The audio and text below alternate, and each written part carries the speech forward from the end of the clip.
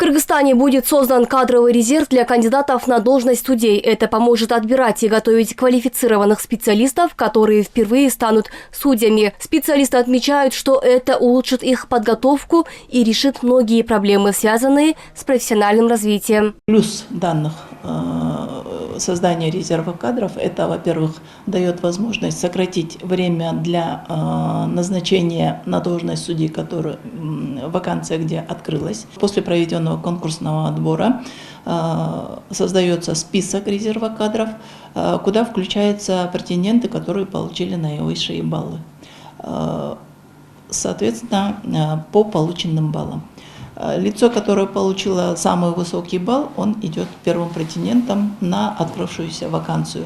Новшеством в судебной системе станет то, что кандидатов в судьи будут отбирать не специалисты, а цифровые технологии. Ожидается, что это ускорит процесс отбора представителей Фемиды, сделав его более точным и справедливым. Самое главное, не будет места кумовству. На сегодняшний день члены Совета во время проведения устного собеседования выставляют баллы, в том числе и за письменную работу. Это уже каждый член Совета сам определяет, какой балл поставить по письменной работе. В данном случае может и повлиять субъективный фактор.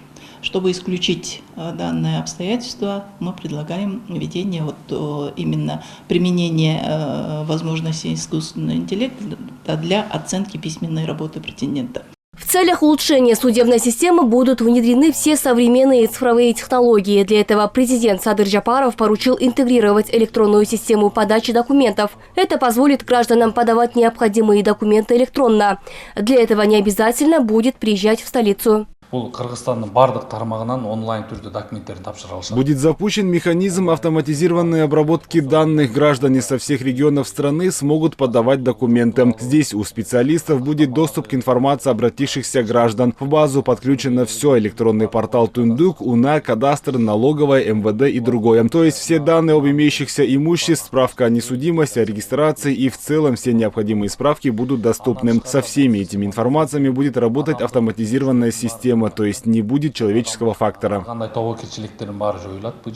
Таким образом, новая система позволит исключить влияние человеческого фактора и повысит прозрачность отбора кандидатов. Такие изменения в судебной системе должны повысить эффективность правосудия и обеспечить прозрачность работы судебных органов.